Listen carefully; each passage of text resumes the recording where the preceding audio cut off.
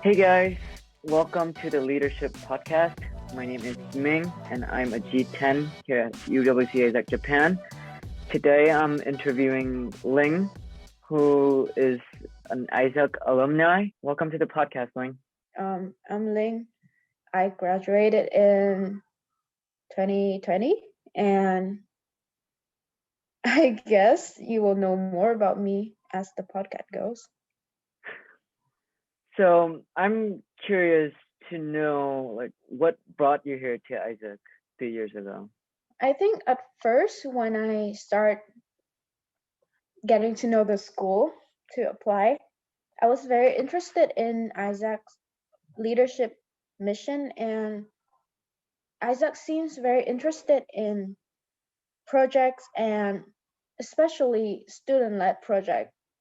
And I feel like it would be a good place for me to grow as I really want to try helping people on my own instead of just joining, whatever project available and following other people's footsteps.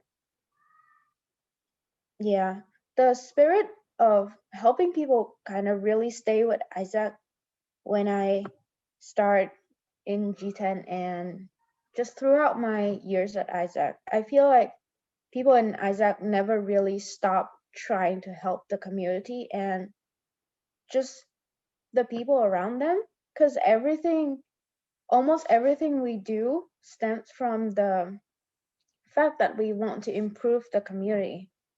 Cool. So when you were here, what were the projects that you started? Okay, so the project that I started, saying I started feels a little bit weird because actually it was Shota and Rinko, who was also someone in my class, who had the idea, and they was they were just going around recruiting people I feel interested, so I joined in. But it was not really a project back then. It was just an idea. So when I joined in, we formed a project with 3 people, and it was a project about upcycling agricultural waste. The name was Reshikuru, which is recycle but fancier. Can you tell me more about what you guys do in this project? Like how long did it last, and what were your plans? Um, we started the project thinking that, you know, food waste in Japan is a big problem. So we think that as students who are studying in Japan and especially studying in Nagano, which is one of Japan's biggest agricultural area, we think that it should be part of our job to help um, just trying to solve part of the food waste problem. And part the part of the problem that we focused in was the agricultural byproduct. So it's not really waste.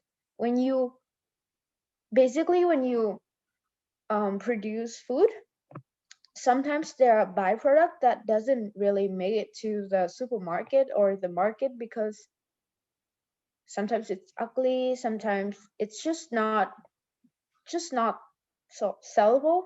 But then it is actually edible, and throwing it away would be food waste, right? So we contact farmers directly.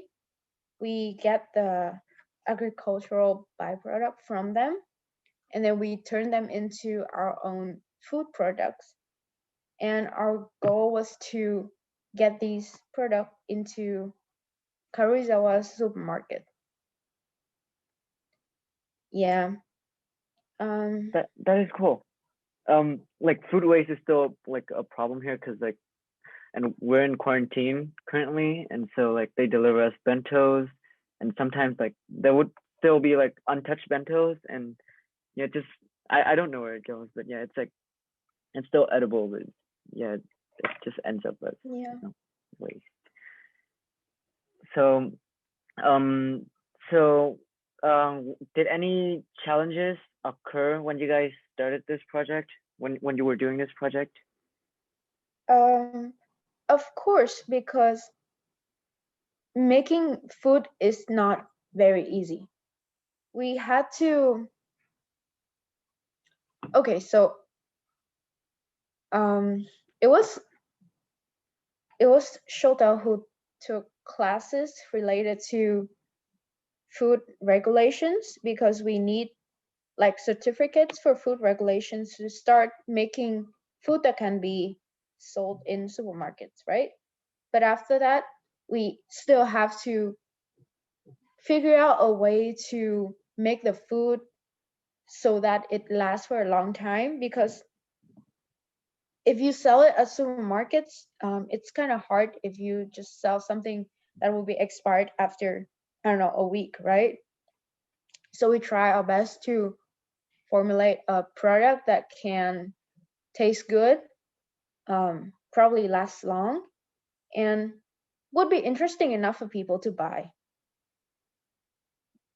And then we also have the problem of designing the just packaging of the product, because we're not professional designers. So we try to have an idea of the design, and then figuring that we cannot design it on our own, I think we ask someone else to, not like ask, like we hire someone else to design the packaging for us. Shota did a really, really good job of marketing the product to the supermarket.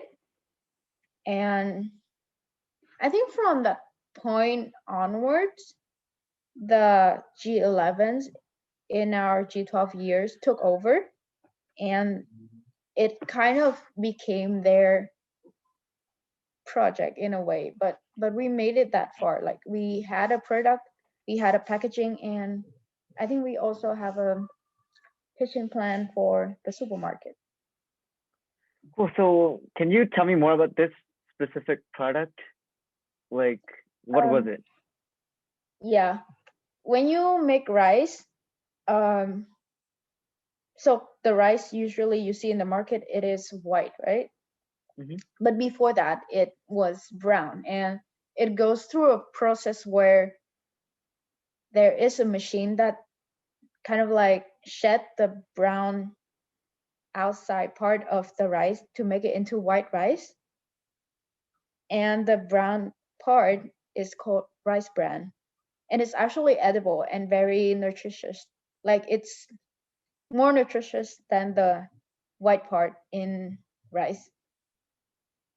Yeah, we took that part and then we turned it into, do you know furikake? I have no idea what that is. It's I think you can find it in the cafeteria. It's just some kind of thing that you eat with rice.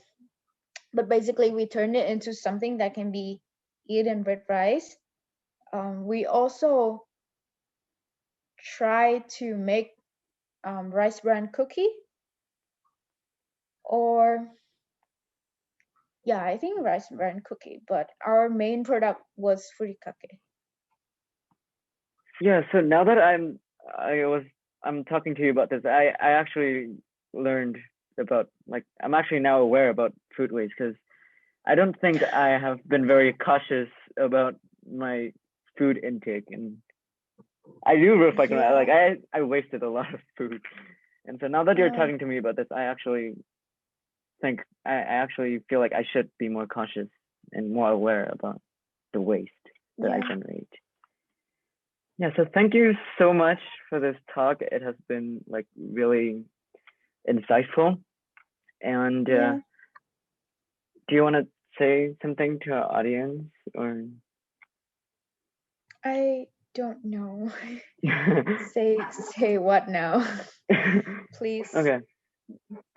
um, please be conscious of food waste, especially in ISAK. Just look around when you go eat dinner, eat lunch, you'll see how much people actually waste. Like it's crazy.